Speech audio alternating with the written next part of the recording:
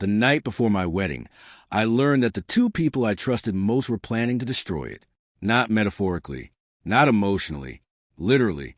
I was sitting alone in my hotel suite at 11:42 p.m., wearing sweatpants and an old college hoodie, staring at my wedding speech and trying to calm my nerves. The ceremony was less than 15 hours away. Everything was ready. The venue, the guests, the rings, the woman I loved, or at least the woman I thought I loved.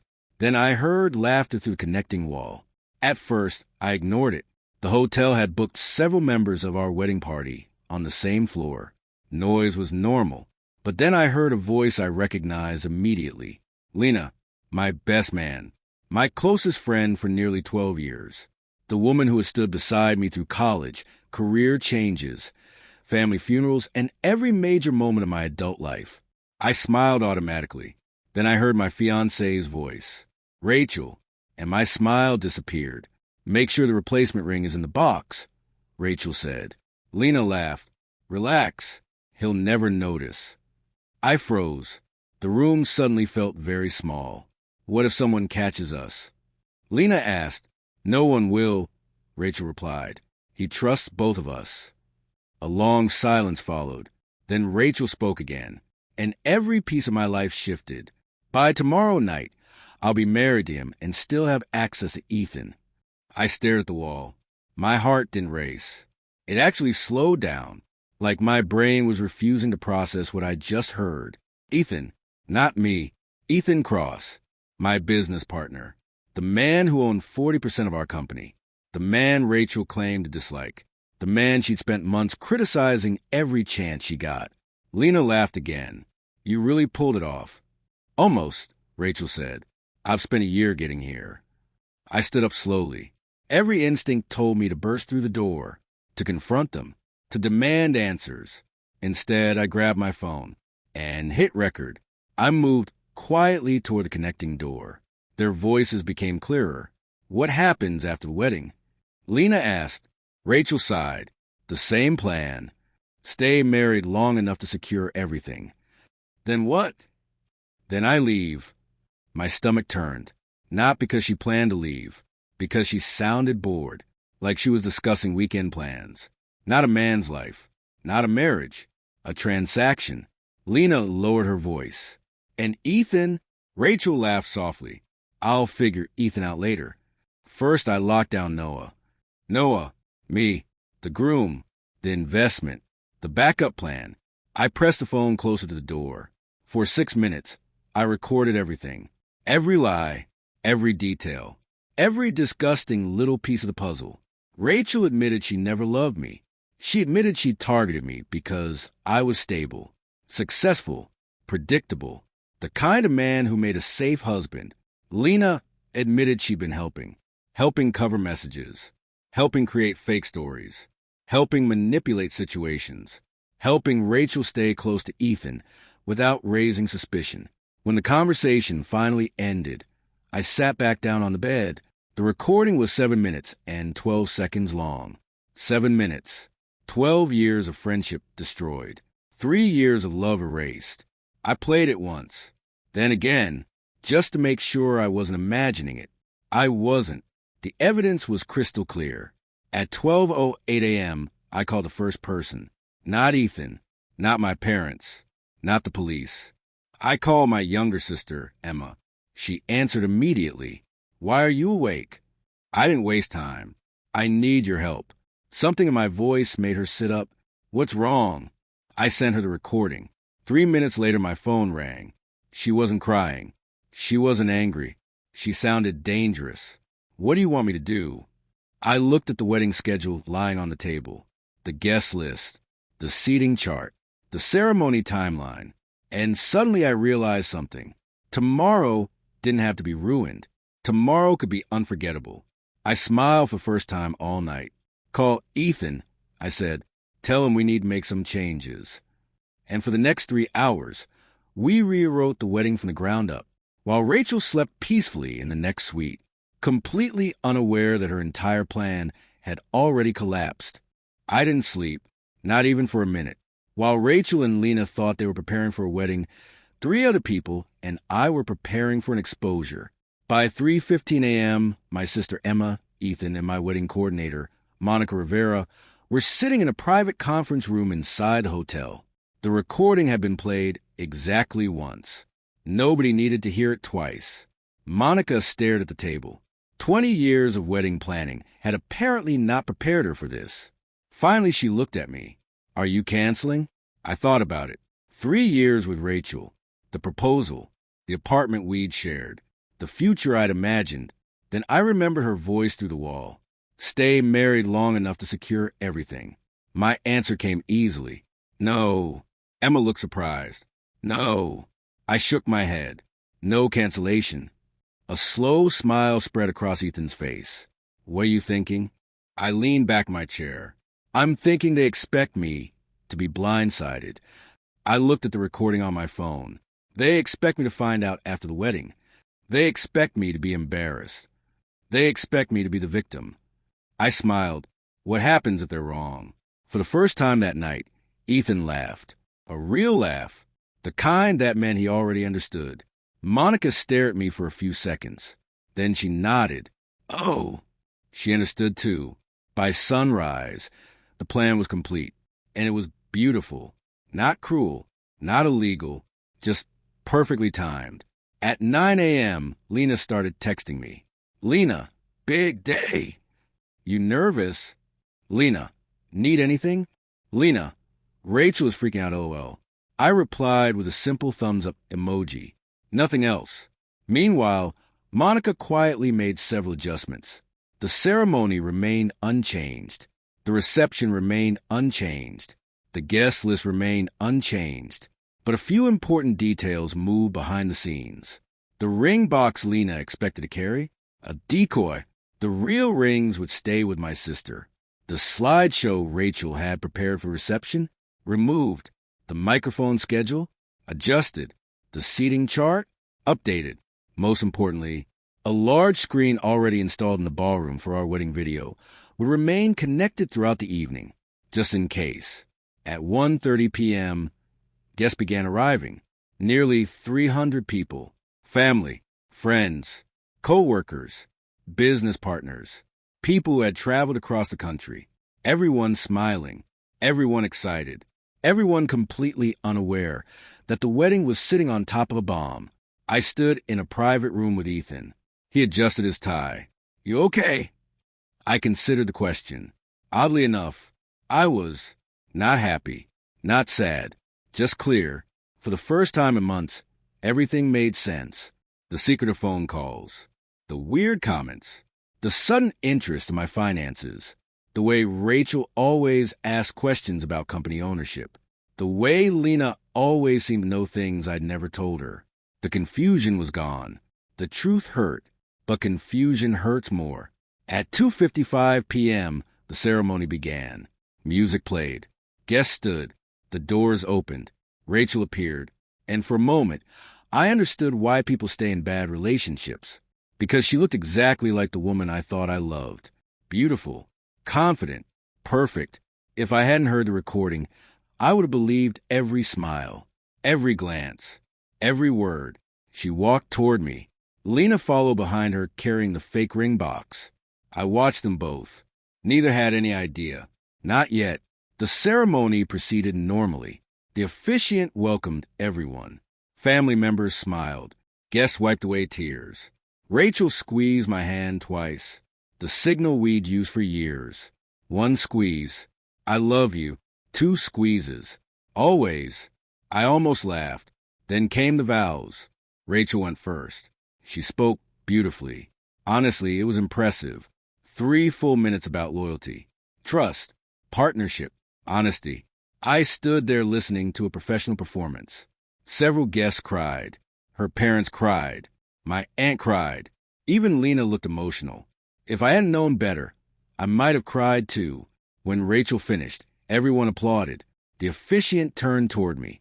Your vows, Noah. I reached into my jacket. Rachel smiled, expecting handwritten vow cards. Instead, I pulled out my phone, and her smile disappeared. Just slightly, barely noticeable. But I saw it. So did Ethan. I looked directly at Rachel, then at Lena, then at the guests. 300 faces. Waiting. Confused. Silent. I wrote vows. I said, and then last night something happened. Rachel's face changed. Just a little. A tiny crack. Nothing more. Yet, I continued. I discovered that sometimes the people closest to you aren't who you think they are. The room grew still. Rachel's hand slowly released mine. Lena stopped smiling. Ethan folded his arms. And for the first time all day, I saw fear, real fear, appearing in both their eyes. Because deep down, they already knew the truth was coming, and there was nothing they could do to stop it. The silence inside the chapel felt enormous. 300 guests. Not a single person speaking. Rachel stared at me. Lena stared at my phone. The officiant looked completely lost. I held up the phone. I wasn't planning to give these vows. A nervous laugh came from somewhere in the back. Nobody else joined in. Last night, around midnight, I overheard a conversation. Rachel's face lost color. Not all at once. Just enough. The tiny shift that happens when someone realizes a disaster is no longer hypothetical. It's happening. Right now. I looked directly at her. Do you want to tell everyone what you said? Noah. Her voice cracked. Just slightly. First crack all day. I noticed. Everyone noticed. Noah, this isn't the place. I nodded. You're right. Then I turned toward the sound technician. Can you connect my phone? The technician looked at Monica. Monica nodded. The giant screen behind us came alive. Rachel turned so pale, I thought she might faint. Lena actually took a step backward. That was when the guests started understanding. Not what had happened, but that something had happened. Something serious. Very serious. The audio began. At first it was just static, then voices. Rachel's voice. Clear. Undeniable. Make sure the replacement ring is in the box. The room froze. People exchanged confused glances. Then Lena's laugh came through the speakers. Relax. He'll never notice. A murmur spread through the chapel. Rachel grabbed my arm. Hard. Noah, stop. I gently removed her hand. No. The recording continued. By tomorrow night, I'll be married to him and still have access to Ethan. Gasps. Actual gasps. Several people turned toward Ethan immediately. Ethan stood near the front row, arms folded, expression unreadable. Rachel followed their gaze. Then she looked back at him, desperate, like she wanted him to rescue her. He didn't move. The next part hit even harder. Stay married long enough to secure everything. The room erupted, not loudly, just dozens of shocked whispers. Rachel's mother covered her mouth. Her father looked completely stunned. One of her cousins actually stood up. Lena looked ready to run. Then came the worst line, the one that had broken something inside me the night before.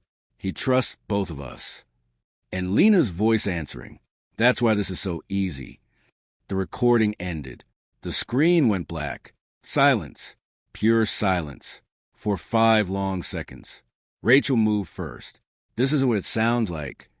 The words were out of her mouth before she even thought about them. A terrible mistake. Because everyone had just heard exactly what it sounded like. My sister Emma laughed. Not kindly. Not loudly. Just once. Rachel looked toward her. Then toward Ethan. Then toward the guests. Searching for support. Finding none. Noah, listen to me. I shook my head. I already did. Lena suddenly stood. I think we should all calm down. The entire room turned toward her. Wrong move. Very wrong move. My brother Ryan stood from the front row. Calm down. His voice echoed through the chapel. You tried to sabotage his wedding. Lena crossed her arms. You don't understand the whole story. Ethan finally spoke. His voice was calm. Almost disappointingly calm. Then tell it. Everyone looked at him. Lena opened her mouth. Nothing came out, because there was no story. There was only evidence. Rachel tried a different approach. Tears. Real or fake? I still don't know. Maybe even she didn't know. She stepped toward me. I made mistakes. Mistakes. Interesting word. Not betrayal. Not manipulation. Not fraud. Mistakes. You were going to marry me under false pretenses. My voice remained steady. That seemed to upset her more than anger would have. You don't understand. No. I nodded. I understand perfectly. I pointed toward the screen. You explained everything. Then Ethan did something nobody expected, including me. He walked to the altar, directly beside me, and looked at Rachel. You told him you wanted access to me. Rachel didn't answer. You told your friend you were using him. Still nothing. Ethan smiled. Not warmly. I'd like to clarify something. The room listened. So would I admitted. Several guests laughed nervously. Ethan continued. I have never been interested in Rachel. Rachel closed her eyes, like she'd been punched. I never flirted with her. I never encouraged her. I never gave her a reason to believe there was a future. He paused. Actually, I actively avoided her. Now, people were openly staring at Rachel, her humiliation growing by the second. Then came the final blow, the one nobody saw coming. Ethan reached into his jacket and pulled out a folder, a thick one. Rachel's eyes widened. What is that? Ethan smiled again, this time colder. Documentation. The entire room leaned forward, because suddenly this wasn't over. It was only getting worse. The chapel had gone completely silent. 300 people sat frozen in their seats. No music, no whispers, no movement. Just Ethan standing beside me with a folder in his hand, and Rachel staring at it like she already knew what was inside. What documentation? She asked. Her voice sounded smaller now, less confident, less certain. Ethan looked at her for a long moment. Then he opened the folder. 3 months ago, he said, Rachel began contacting me outside of work. A murmur moved through the crowd. Rachel immediately shook her head. No. Ethan ignored her. I didn't think much of it at first. He pulled out several printed pages. Messages. Rachel's face turned white, pure white, because she knew exactly what those pages were. I saved everything. He handed the pages to the officiant. The older man adjusted his glasses and looked down. His eyebrows lifted immediately. Not a good sign. Ethan continued. At first it was harmless. Then it became personal. Then inappropriate. Rachel looked around desperately, as if someone might stop him. Nobody did. You flirted with me repeatedly. You asked about company ownership. You asked about Noah's financial interests. You asked whether we had succession plans. Each sentence hit harder than the last, because every person in that room understood what those questions meant. This wasn't romance. This was strategy. You're lying. Rachel finally snapped. The polished mask she'd worn all day cracked apart. Ethan calmly held up his phone. I have the messages. The giant screen behind us lit up again. A screenshot appeared. Then another. Then another. Dates. Times. Rachel's name. Rachel's profile picture. Rachel's words. Impossible to deny.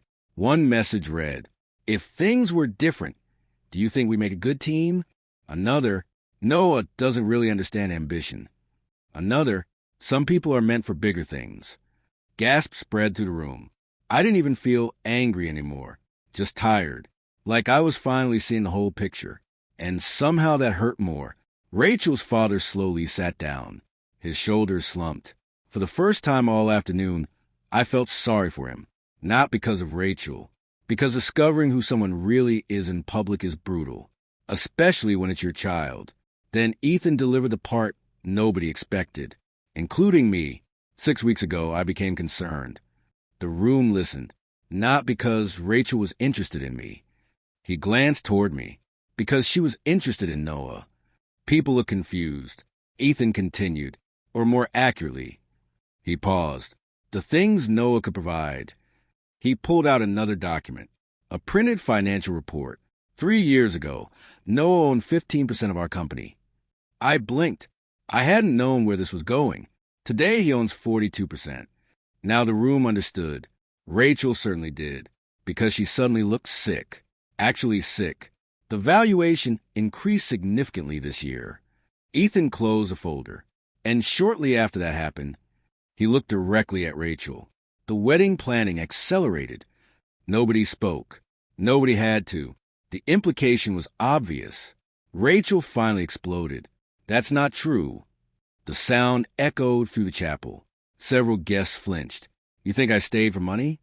Nobody answered, which was answer enough. Then Lena made her biggest mistake. She stood up, pointed at me, and said the one thing she should never have said. He would have never known any of this if he just trusted us. The room froze. Even Rachel stared at her, because the second the words left her mouth, everyone realized what she'd admitted, not denied. Admitted. My sister Emma actually laughed. Again, this time louder. "Oh, wow." Lena realized her mistake immediately. Too late. Way too late. I stepped forward, for the first time since the ceremony started, and looked directly at both of them. Rachel, then Lena, the woman I loved, and the friend I'd trusted like family. I kept asking myself one question all night. My voice was calm, steady, almost peaceful. Rachel looked hopeful for a second, like maybe there was still a chance. "There isn't," I said. Her face fell, because she knew exactly what I meant. I kept asking whether either of you felt guilty. Neither answered. "You planned this. You discussed it. You rehearsed it. You laughed about it." I shook my head slowly. "And somehow you still expected me to marry you." The silence that followed felt enormous. Then I removed the wedding ring from my pocket. The real ring. The one Ryan had protected all day. I looked at it for a moment. The future I'd imagined. The life I'd planned. The promises I'd intended to make. Then I handed it to my sister and turned back toward the guests. "The wedding is canceled." A collective gasp swept through the chapel. But before anyone could react, a voice came from the back row. A female voice. Clear, confident, and completely unexpected. "Good." Everyone turned, including me. A woman I'd never met stood up, elegant, composed, holding a phone in one hand, and smiling directly at Rachel. I was wondering how long it would take before someone finally exposed her. Rachel's face lost every remaining trace of color, because apparently this woman knew her, and whatever she was about to say was even worse. The woman stood slowly from the back row. Every eye in the chapel turned toward her. Rachel looked like she'd seen a ghost. For a moment, nobody spoke. Then the woman smiled. Not warmly, not cruelly, just knowingly. "My name is Victoria Hale." She stepped into the aisle. "And Rachel knows exactly who I am." Rachel's hands began shaking. "No." The word came out almost as a whisper. Victoria nodded. "Oh, yes." She held up her phone. "We worked together 3 years ago." The room was silent. Different city, different company, different fiancée. A collective gasp swept through the guests. Rachel closed her eyes. Victoria continued walking toward the front. Calm, confident, unhurried. The kind of confidence that comes from carrying proof. "I wasn't planning to say anything today." She looked at me. "I came because I recognized her name on the wedding website." My stomach tightened, because I already knew where this was going, and I wasn't sure I wanted to hear it. 3 years ago, Victoria said, Rachel dated my cousin. The chapel remained perfectly still. He proposed. She accepted. Then she secretly began seeing his business partner. Murmurs erupted. Rachel immediately shook her head. "That's not what happened." Victoria laughed. A short, humorless laugh. "It is exactly what happened." She reached the altar, then handed her phone to me. "Look." I opened it. Photos, messages, dates, screenshots, everything. Years old, completely authentic. My chest sank, because this wasn't a one-time mistake. It wasn't wedding stress. It wasn't confusion. It wasn't fear. It was a pattern. Victoria addressed the guests. When she realized my cousin wasn't going to inherit the company, she paused. She left. Nobody moved. Nobody interrupted. 3 months later, she was dating someone wealthier. The room felt colder. Rachel looked trapped, because there was nowhere left to run. Every excuse had collapsed. Her mother began crying quietly. Her father stared at the floor. Lena looked ready to disappear into the walls. And for the first time all day, Rachel stopped defending herself. She just stood there, silent, because sometimes the truth gets so large that lies can't fit around it anymore. I handed Victoria's phone back. Then I looked at Rachel. Really looked at her. Not the woman I'd imagined. Not the woman I'd loved. The actual person standing in front of me. And suddenly something surprising happened. The anger disappeared. Not because she deserved forgiveness. Because I was finished carrying it. You know what hurts the most? Rachel looked up. I continued. It isn't losing you.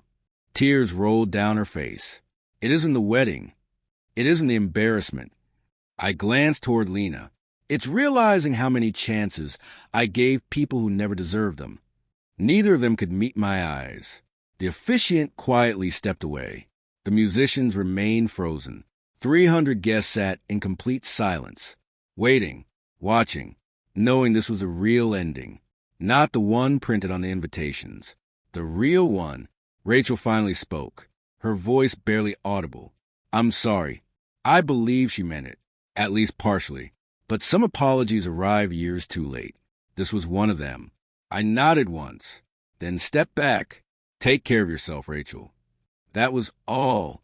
No speech, no revenge, no dramatic final line. Just the truth.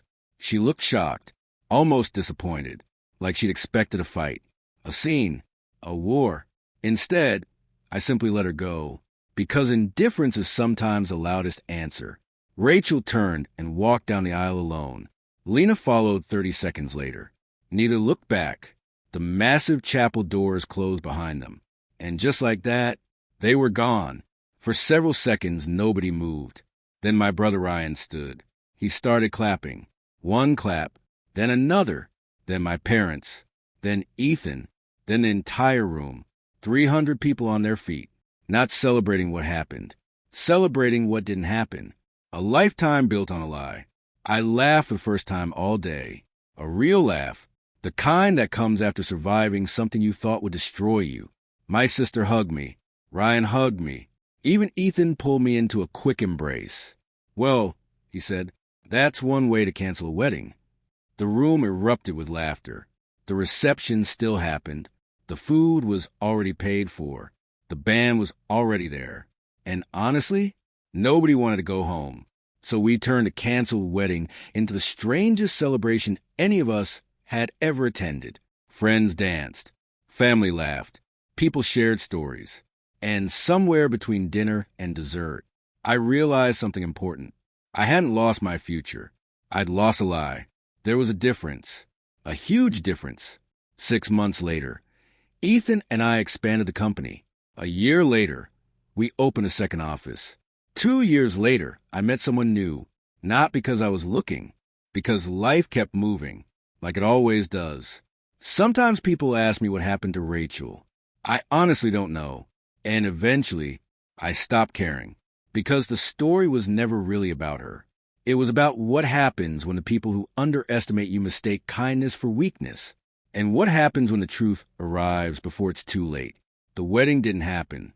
But the life I was supposed to have, that part worked out just fine.